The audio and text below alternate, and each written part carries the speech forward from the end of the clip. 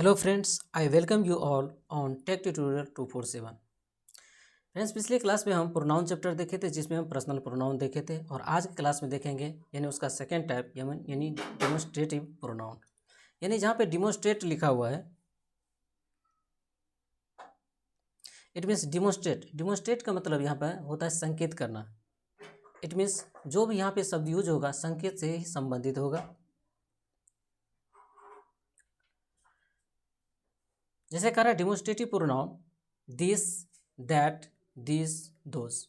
यानी दिस का मतलब यह होता है, दैट का मतलब वह होता है और दिस का मतलब ये और दोस का मतलब वे होता है। कह रहा आर कॉल्ड डिमोन्स्ट्रेटिव प्रोनाउन।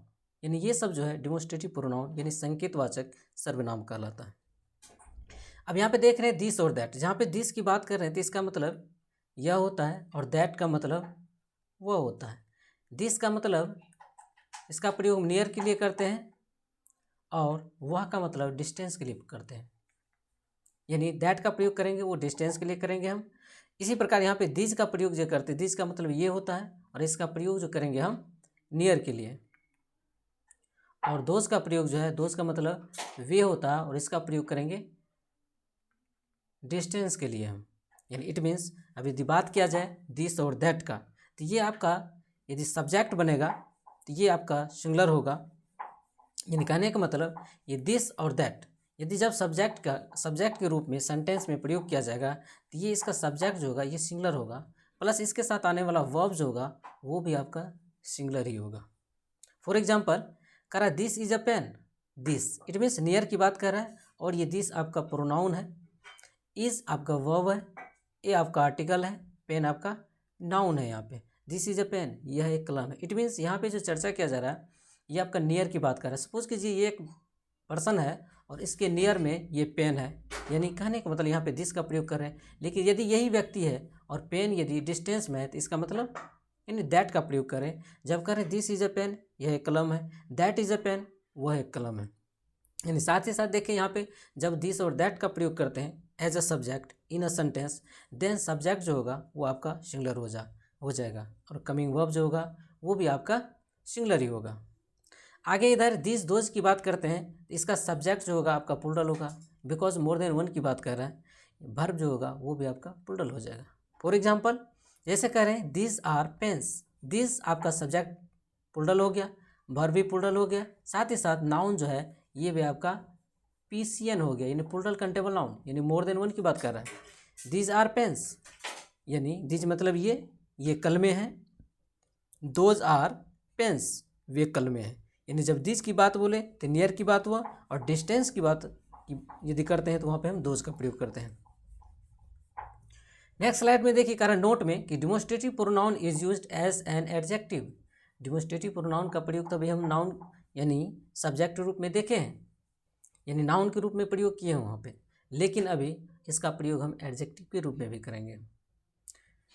कारण then these words are used before noun. जब हम दिस, दैट, दिस और दोस का प्रयोग एज एन एडजेक्टिव करते हैं ये हम नाउन से पहले रखेंगे। और खासियत है कि जब हम एडजेक्टिव का प्रयोग करते हैं तो वो नाउन से पहले ही होता है और नाउन से पहले कोई भी शब्द हो वो आपका एडजेक्टिव ही कहलाता है।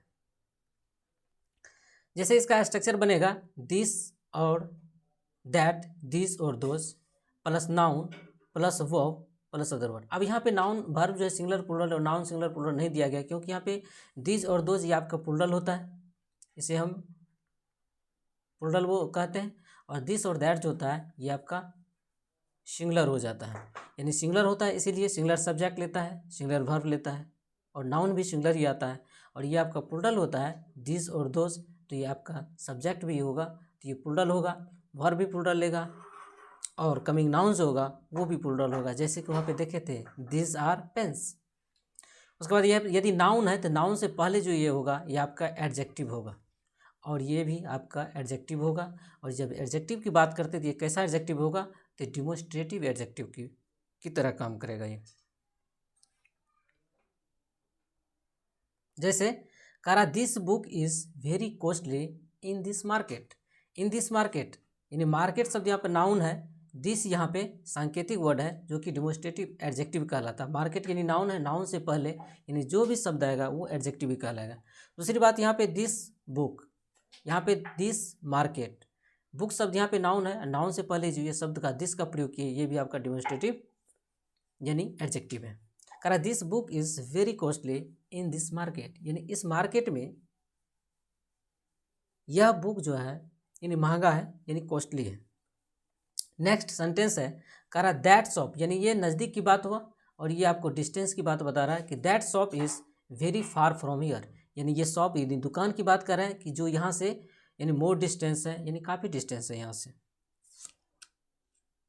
नेक्स्ट कह रहा है these books are very costly in these markets. अब मार्केट शब्द भी, मार्केट यहाँ पे मार्केट्स होना चाहिए, यहाँ पे एस होगा, ठीक है, यहाँ पे एस हो जाएगा क्योंकि यहाँ पे दिस जो है प्लूरल के लिए प्रयोग किया, पजेसिव यहाँ पे डिमोस्ट्रेटिव एडजेक्टिव है और ये प्लूरल है तो यहाँ पे कमिंग नाउन जो होगा वो भी आपका प्लूरल होगा।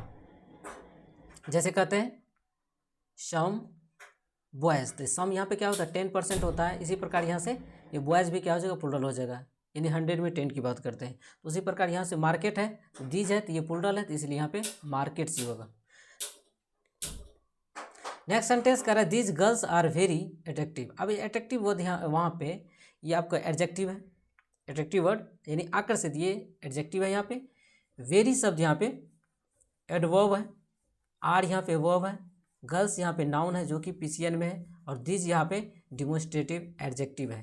कह रहा दीज गर्ल्स यानी ये लड़कियाँ are very attractive.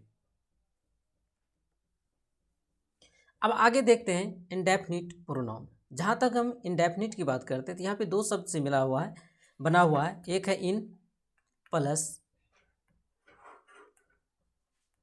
Indefinite, definite, एक इन है दूसरा है डेफिनिट। इन बराबर हो जाता है नोट प्लस डेफिनिट बराबर होता है निश्चित। कहने का मतलब जो वैसा शब्द जो निश्चित है ही नहीं, यानी कहने का मतलब जब भी उस शब्द का हम प्रयोग करेंगे तो हमें ये नहीं आइडेंटिफाई कर पाएंगे आखिर ये कितना है और कौन है। अब कुछ सेंटेंस जो है आपका स्टार्ट होगा वन से, या स्टार्ट होगा आपको बॉडी से, या स्टार्ट होगा आपका थिंग से, लेकिन जब वन और बॉडी की बात करें इससे स्टार्ट होगा तो ये आपका किसी न किसी पर्सन की बात करेगा, पर्सन की बात करेगा। यदि थिंग की बात करें यानी बॉडी और वन होगा तो पर्सन की बात करेगा, और थिंग होगा तो ये आपका थिंग की बात करेगा, किसी ऑब्जेक्ट की बात करेगा। और इसे हम इंडेफिनिट प्रोनाउन करेंगे, बोलेंगे, और इसी से आपका बनेगा आगे का वर्ड। जैसे कहते हैं कंसेप्ट नंबर फर्स्ट में सम। अब देखिए यहाँ पे वन लिखा हुआ है, बॉडी लिखा हुआ है, वन लिखा हुआ है, बॉडी लिखा हुआ है, यानी सब प्रत्येक शब्द में सम और बॉडी लिखा हुआ है, बॉडी और वन लिखा हुआ है। अब सम की बात करें तो सम का मतलब होता है 10%। यदि 100 में बात करें परसेंटेज का, 100 में 10 की बात करते हैं तो ये 10 होता है। कर 10 में से कोई एक, सम वन यानी कुछ में से वन। कर सम बॉडी यानी 10% में से कोई एक की बात कर रहा है। नो वन यानी कोई भी व्यक्ति नहीं, नो बॉडी कोई भी व्यक्ति नहीं, एनी वन कोई भी एक व्यक्ति। एनी का मतलब होता है, एनी बराबर आप ऑल भी बोल सकते हैं, ऑल बराबर 100% होता है। जब एनी बराबर ऑल होता है, और एनी का मतलब वैसे कोई भी होता है, कोई भी हो सकता है यहाँ पे, और ऑल की बात करें तो यहाँ पे 100% होता है, यानी कोई भी एक व्यक्ति। एनी बॉडी, एनी का मतलब ये होता है कोई, और बॉडी मतलब यानी सिंगुलर की बात कर रहा है। यानी कहने का मतलब जब ये शब्द हम देख रहे हैं यहाँ पे तो एक चीज़ हमें और गौर करने के लिए मिलता है कि ये शब्द जो प्रयोग किया गया है यानी किसी एक ही व्यक्ति के लिए बात कर रहा है। इसका मतलब यहीं से कंसेप्ट क्लियर होता है कि ये आपका सिंगुलर ही होगा, सब्जेक्ट के रूप में यूज किया जाएगा तो ये सिंगुलर ही होगा, और कमिंग वर्ब भी सिंगुलर ही होगा। देखते हैं आगे। उसके बाद है everybody, everyone are called indefinite pronoun, यानी ये जितने भी शब्द हम देखे हैं सभी के सभी ये आपको इंडेफिनिट प्रोनाउन है। अब ये से इन बराबर नोट तो देखे हैं लेकिन पता नहीं चलता आखिर ये कौन होगा। ये कह रहा है these words are used for person, और ये शब्द का प्रयोग जो करेंगे हम किसी न किसी व्यक्ति के लिए करेंगे। कह रहा है नोट में है, कर indefinite are always used as singular. Indefinite pronoun जो होगा वो सदैव आपका सिंगुलर की तरह यूज किया जाएगा। एंड टैक्स, TAKES होना चाहिए, टैक्स सिंगुलर वर्ब, और अपने साथ सिंगुलर वर्ब भी लेगा। इट मीन्स कहने का मतलब इसका जो सब्जेक्ट होगा ये आपका सिंगुलर होगा, प्लस वर्ब जो होगा वो भी आपका सिंगुलर होगा, यानी सब्जेक्ट सिंगुलर और वर्ब भी सिंगुलर। अब यहाँ पे देखिए कह रहा है एवरीबॉडी, प्रत्येक व्यक्ति की बात कर रहा है, कह रहा है everybody is ready to do this work, यानी प्रत्येक व्यक्ति ये काम करने के लिए तैयार है, एग्री है।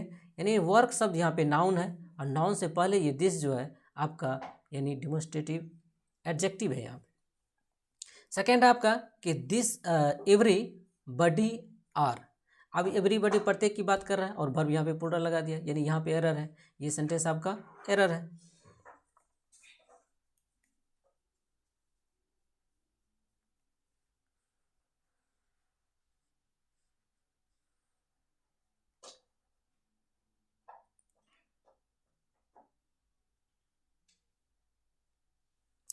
कंसेप्ट नंबर सेकेंड कर रहा है कि समथिंग। अब यहाँ पे देख रहे हैं थिंग, ऊपर में कुछ शब्द देखे थे, जो एक शब्द था वन, दूसरा था बॉडी और तीसरा है यहाँ पे थिंग। और हम बताए थे कि वन और बॉडी की बात करते हैं तो इसका मतलब होता है किसी न किसी पर्सन के लिए प्रयोग किया जाएगा, और थिंग की बात करते हैं इसका मतलब होता है यानी ऑब्जेक्ट के लिए हम प्रयोग करेंगे। तो कह रहा something, nothing, anything, everything are called indefinite pronoun, यानी समथिंग कुछ की बात कर रहे हैं, नथिंग कुछ भी नहीं, एवरीथिंग प्रत्येक चीज़, एनीथिंग कोई भी चीज़, जितने भी है आर इंडेफिनिट प्रोनाउन, ये सब जो है इंडेफिनिट प्रोनाउन कहलाता है। साथ ही साथ कह रहा है कि this is also used as singular, यानी इसका भी प्रयोग हम सिंगुलर की तरह करेंगे। And take singular verb, take singular verb और ये सिंगुलर वर्ब लेगा। एंड कह रहा है यूज्ड फॉर थिंग्स, यानी किसी न किसी ऑब्जेक्ट के लिए करेंगे, यानी जितने भी लग्जरी वस्तु है, ऑब्जेक्ट है, सब के लिए हम प्रयोग कर सकते हैं इसका। कह रहा है नथिंग आर, नथिंग का मतलब कुछ भी नहीं, nothing are impossible in this world, world शब्द यहाँ पे नाउन है और नाउन से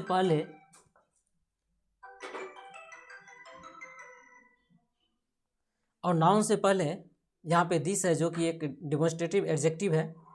तो कह रहा है नथिंग आर, नथिंग यहाँ पे तो आप सब्जेक्ट के रूप में देख रहे हैं यहाँ पे यूज है, लेकिन वर्ब जो है यहाँ पे प्लूरल है, इसीलिए ये सेंटेंस आपका गलत हो जाएगा।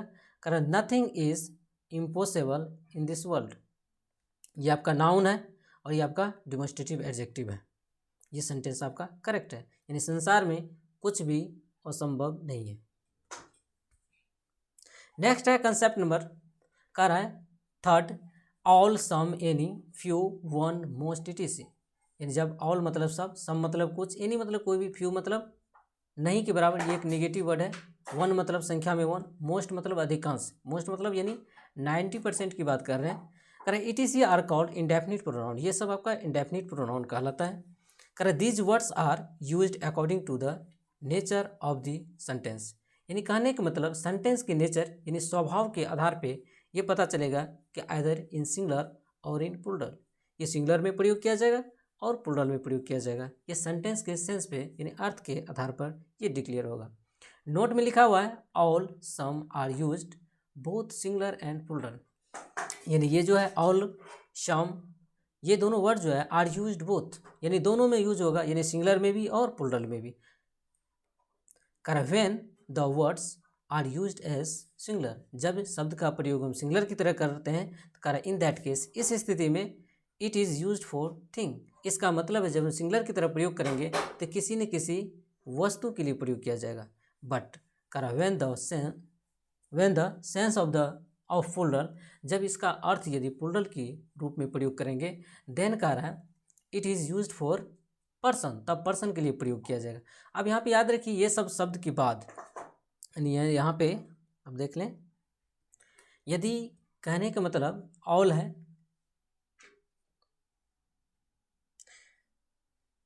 यदि ऑल है या सम है, इसके बाद यदि नाउन आता है तो याद रखिए यदि काउंटेबल है, काउंटेबल नाउन है तो ये आपका प्लूरल हो जाएगा, प्लस वह भी प्लूरल हो जाएगा। और यदि ये नाउन आपका अनकाउंटेबल है, अनकाउंटेबल मतलब अगणनीय, जिसे हम काउंट नहीं कर सकते हैं, तो जो अगणनीय होते हैं, अनकाउंटेबल होते हैं, सदैव आपका सिंगुलर ही यूज किया जाता है, यानी कहने का मतलब ये आपका सिंगुलर हो जाएगा, प्लस वर्ब ये भी आपका सिंगुलर हो जाएगा। इट मीन्स यहाँ पे एक चीज़ और याद देख सकते हैं कि अनकाउंटेबल नाउन जो भी होता है, अनकाउंटेबल नाउन जो भी होगा इसके साथ ना तो हम ए का प्रयोग ना ही एन का प्रयोग कर सकते हैं, साथ ही साथ ना तो एस या एस हम इंक्लूड कर सकते हैं, यानी दोनों का प्रयोग हम इसके साथ कभी भी नहीं कर सकते हैं।